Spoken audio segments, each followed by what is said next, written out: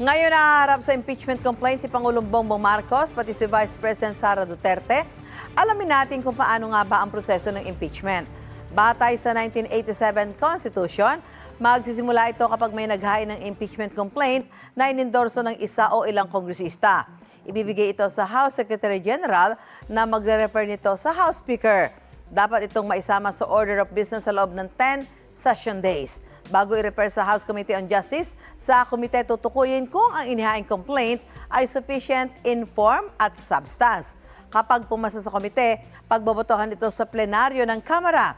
Dapat 1/3 ng mga mababatas ang pumabor sa impeachment complaint para umusad ang reklamo. Kasunod niyan ang pag-transmit sa Senado na tatayong impeachment court at magliliti sa in-impeach na opisyal.